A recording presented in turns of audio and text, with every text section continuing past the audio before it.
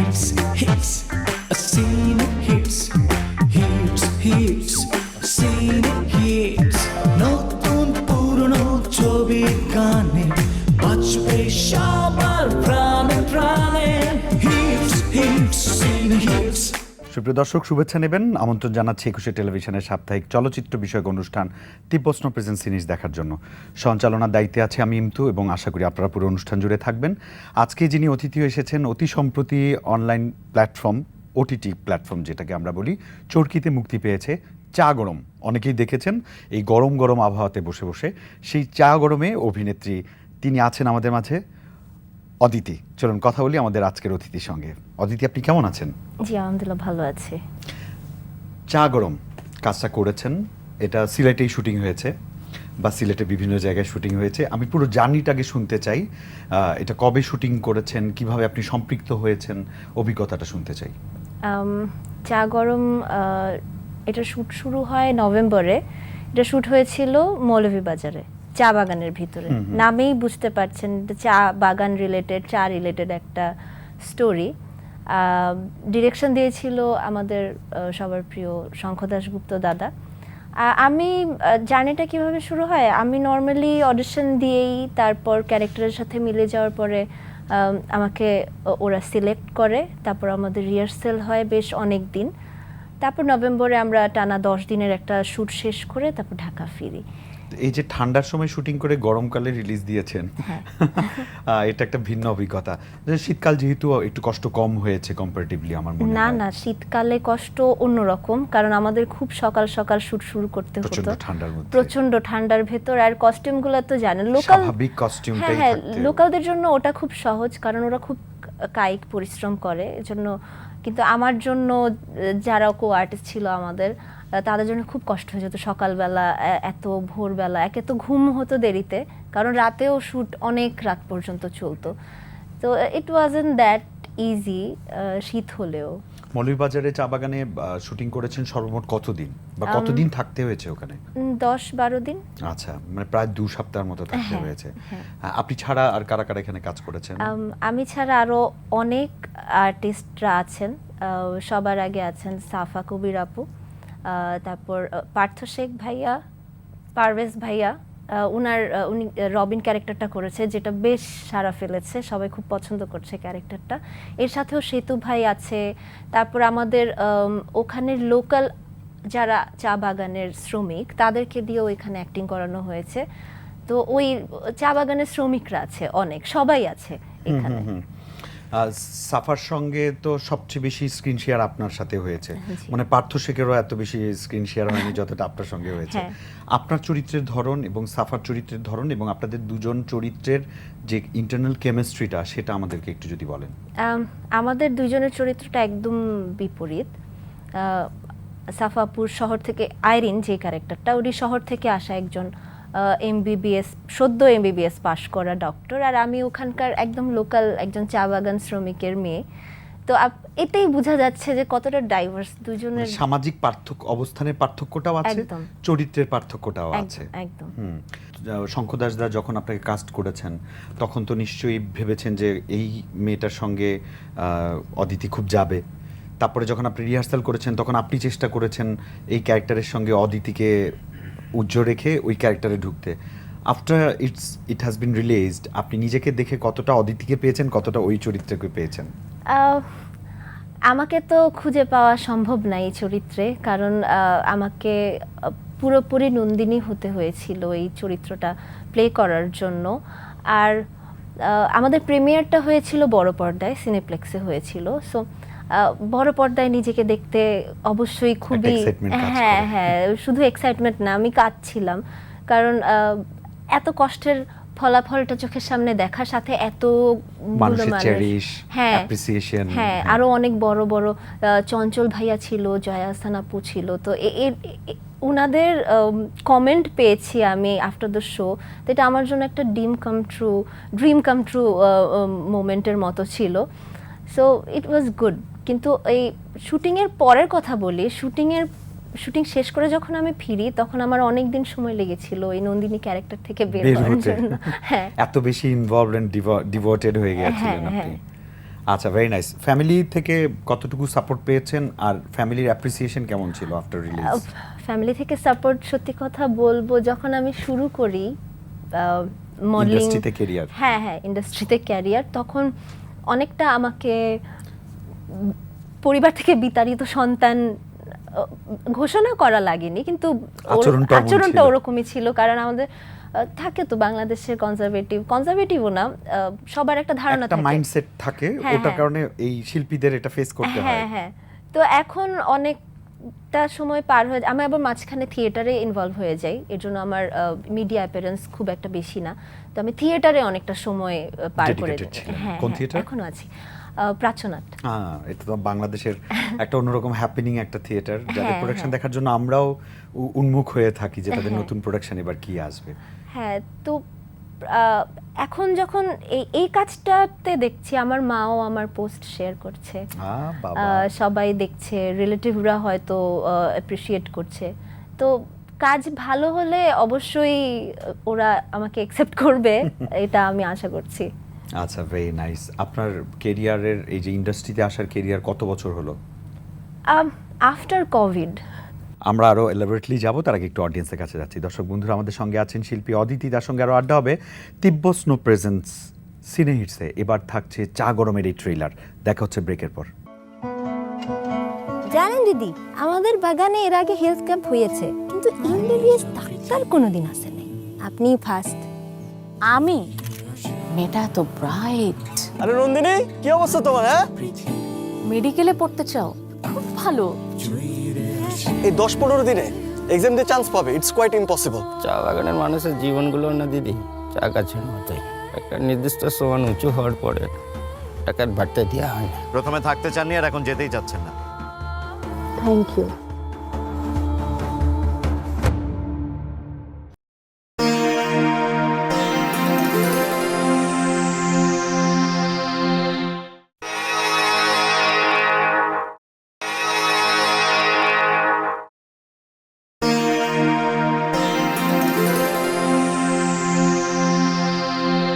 বিরতির পর আপনাদের সবাইকে আরও একবার স্বাগত জানাচ্ছি। 21-এর পর্দায় আপনারা দেখছেন তিব্বত স্নো প্রেজেন্স সিনে হিটস। আমাদের সঙ্গে আছেন অভিনেত্রী অদিতি, চলুন কথা বলি তার সঙ্গে। আফটার কোভিড আপনি বলছিলেন যে আপনার ক্যারিয়ারটা শুরু হয়েছিল না করেছিলেন? হয়ে গেছিল, কেমন করে জানি। আমি ফটোশুটস করতাম আমার ক্যাম্পাসে থাকতে। মানে এটা কি পার্সোনাল ফটোশুট নাকি কমার্শিয়াল? শুধু পার্সোনাল না, আমি ঢাকা ইউনিভার্সিটি থেকে পড়াশোনা করেছি, তো ওখানে আমাদের ক্যাম্পাসটা তো অনেক বড়, ওখানে নিজেদের উদ্যোগে বানানো বিজনেস থাকে শাড়ির, তারপর অনেক ফটোগ্রাফার ভাইয়ারা থাকে। কমার্শিয়ালও না, থাকে না ভাই ব্রাদারদের কাজ করে দিচ্ছি, ফটোশুট করে দিচ্ছি। আপনার ফটোশুটে তার কাপড় বিক্রি হয়েছে, so it was commercial photoshoot. Maybe আপনাকে পেমেন্ট করেনি, বা আপনাকে হয়তো একটা চা ট্রিট করেছে, দুটো সিঙ্গারা ট্রিট করেছে, বাট ইট ওয়াজ কমার্শিয়াল। হ্যাঁ, কাইন্ড অফ। তো ওটার পরে আমাকে বেশ কিছু প্রফেশনাল ফটোগ্রাফার আমার ছবি তুলে থ্রু সোশ্যাল মিডিয়া দেখতে পেরেছিল হয়তোবা, তো আমার ছবি ভালো আসে, ফটোজেনিক ফেস বলা যায়। তো ছবি ভালো আসার দরুন আমাকে কিছু টিভিসি ওভিসি থেকেও নক করা শুরু করে। তখন থেকেই আমার ইন্টারেস্টটা হঠাৎ করে অভিনয় চলে আসে। এর আগে আমার কখনোই অভিনয় করব বা মানে হচ্ছে ভালো লাগছে, ঠিক আছে করি, এরকম ফিলটা গ্রো করেছে আর কি। হ্যাঁ, তারপরে আস্তে আস্তে যখন ফুল ফর্মে আমি ঢুকে যেতে চাচ্ছি, যে আমি অভিনয় করতে চাই, কিন্তু আমি কাউকেই চিনি না এই ইন্ডাস্ট্রির, তখন আমাকে যারা খুব ভালো বুদ্ধি দেয় থাকে না, মেন্টরের মতো, আমার স্যাররা হোক বা আমার বড় ভাই বড় আপুরা, তারা বললো যে তুমি থিয়েটার দিয়ে শুরু করো, কারণ এখানে তো একদম অজানা একটা জায়গায় চলে আসাটা খুবই ভয়েরও ব্যাপার। আমি কাউকে চিনি না, জানি না আমি কোথায় আন্তাজে কোথায় যাব, কোথায় আমি অডিশন দিতে যাব, এর চেয়ে বেটার আমি আগে শিখি। তো শিখতে গিয়ে আমি না থিয়েটারে পুরোপুরি ইনভলভ হয়ে যাই। তখন আর আমার অন্য কাজ, আমি শুটিং বাদ দিয়ে আমি শুধু থিয়েটারের শোজ করতাম, সেটের কাজ করতাম, আমি রিহার্সালস করতাম, এভাবেই শুরু। তো থিয়েটার থেকে অনেকের রেকমেন্ডেশনে, আমার থিয়েটার পারফরমেন্স দেখে হয়তো বা যে কয়েকটা কাজের অফার আসে, আমি সে কয়টাই করি, নিজে জোর করে আর কিছু করি না, যেটা আমার সাথে মিলে যায় সেভাবে সেভাবে করছি এখন পর্যন্ত। চা গরম তো একটা ভালো প্রজেক্ট এবং একটা রিনাউন বাংলাদেশের লিডিং ওটিটি চরকির মতো একটা প্ল্যাটফর্মে গেছে। এর আগে কি আপনার এই ধরনের প্ল্যাটফর্ম বা টেলিভিশনে এই ধরনের কোনো চরিত্র বা অভিনয়ের অভিজ্ঞতা ছিল? হ্যাঁ, আমার এর আগে হইচইয়ের জন্য একটা কাজ ছিল, বহিমিয়ান ঘোড়া। সেখানে ওই মোশাররফ ভাইয়ের 7টা বইয়ের একটা বউ, 8টা বইয়ের একটা বউ আমি ছিলাম। তো ক্যারেক্টারটা খুবই ছোট বলবো না, ডেফিনেটলি প্রমিনেন্ট ছিল, হ্যাঁ, হ্যাঁ, স্ক্রিন টাইম হয়তো কম ছিল, কিন্তু সেটাতেও মানুষ আমাকে যে কয়েকজনই দেখেছে ভালো বলেছিল। আপনি কি কনিষ্ঠতম, মানে অষ্টম বউ ছিলেন? না, আচ্ছা, আমি মাঝের একজন ছিলাম। একটা কাজ কিন্তু আপনাকে আরো বেটার কাজের জন্য দায়বদ্ধ করে দেয়, আপনার দায়িত্ববোধটাকে বাড়িয়ে দেয়। এই ধরনের দায়বদ্ধতা বা দায়িত্ববোধ কতটুকু ফিল করেন? যদিও বয়সটা এখনো কম, এখনো চার্মিং, ঘুরে বেড়ানোর বয়স, তারপরেও আমি জিজ্ঞেস করলাম প্রশ্নটা। না, আমি এই দায়িত্ববোধ ফিল করার আগে নিজের একটা বোধ তৈরি হয়েছিল যে আমাকে খুব সিলেক্টিভ কাজ করতে হবে। আচ্ছা, কারণ আমি তো এখানে, আমি মিডিয়াতে এসেছি বলে যে আমি খুব ফেমাস হতে চাই বা আমি খুব রাতারাতি ভাইরাল হয়ে যেতে চাই, এরকম কোনো প্ল্যান আমার নেই। আমি এমন সব ক্যারেক্টারই করতে চাই যেটা অনেক দিন পর্যন্ত, অনেক বছর পর্যন্ত মানুষ মাথায় রেখে দিবে, কথা বলবে, অভিনয়ের প্রশংসা করবে, আর কিছু না। হিট হোক না হোক, আমি অনেক হিট হয়ে যাই বা ফেমাস হয়ে যাই, ডাজন্ট ম্যাটার। আমার জাস্ট ভালো কাজ করতে হবে। ভালো কাজের খিদাটাকে আপনি প্রায়োরিটি দিচ্ছেন। হ্যাঁ, এখানে জনপ্রিয়তা বা পয়সার পেছনে আপনি দৌড়াচ্ছেন না আপাতত? হ্যাঁ, আপাতত না, এটা ইনশাআল্লাহ আমি এটাই আপনি ধরে রাখবেন। হ্যাঁ। দারুণ। আমি আরো অনেক প্রশ্ন করব, অনেক কিছু জানার আছে আপনার কাছে, তার আগে একটু আমি দর্শকের কাছে যাচ্ছি। দর্শক বন্ধুরা, সময় হলো আরেকটি বিরতিতে যাওয়ার আগে একটা গান থাকছে আপনাদের জন্য। বিরতির পর আবারও দেখা হবে, সঙ্গে থাকুন তীব্রস্ন প্রেজেন্স সিনিয়র্সে।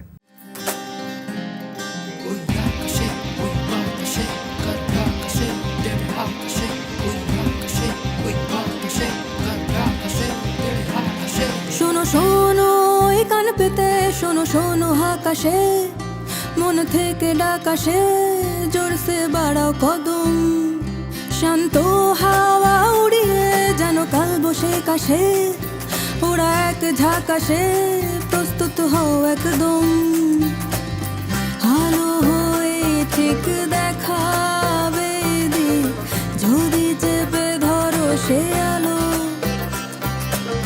সিনায় সিনায় একই টান লাগে, লক্ষ্যটা যে ঝাঝালো, দেখেছ নদীর কুল, তাতে বলো তার ভুল কি, ভেবেছ যাকে তুমি ভুল, সে তো আগুনেরই ফুল কি।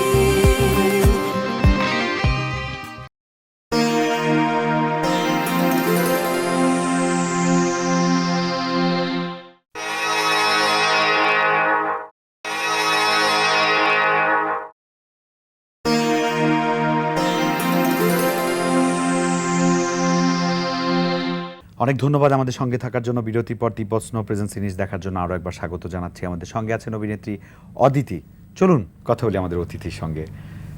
একটা শিল্পী যখন আসেন, নায়িকা হওয়ার একটা ড্রিম থাকে, আমাদের মেগাস্টার শাকিব খানের মুভিতে কাজ করার একটা ড্রিম থাকে, বা যে লার্জার দেন লাইফের যে বিগ বাজেটের মুভিগুলো, কমার্শিয়াল মুভিগুলো, তো সেগুলোতে একটা ইচ্ছা বা অবচেতন মনেও একটা ইচ্ছা থাকে।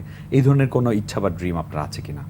প্রথমে যখন শুরু করেছিলাম তখন একটু ইচ্ছা ছিল নায়িকা ব্যাপারটার প্রতি, কিন্তু একটু হার্শ কথা বলি, আমি প্রথম দিকে এটা সবখানেই আছে, আমার কমপ্লেক্সনস তো দেখতেই পাচ্ছেন, আমি একটু ডার্ক কমপ্লেক্সনের, তো এখানে বিভিন্ন হাজার অডিশন, রিজেকশন, সব কিছুর পরে একটা রিয়েলাইজেশন হয়েছে, যেটা দুঃখ করে না, এটা আপনার লেসন হিসেবেই, যে আচ্ছা ঠিক আছে, আমি নায়িকা ক্যাটাগরিতে হয়তো বা পড়ি না, দ্যাট ডাজন্ট মিন আমার সব আশা, ড্রিম জলাঞ্জলি দিবেন না।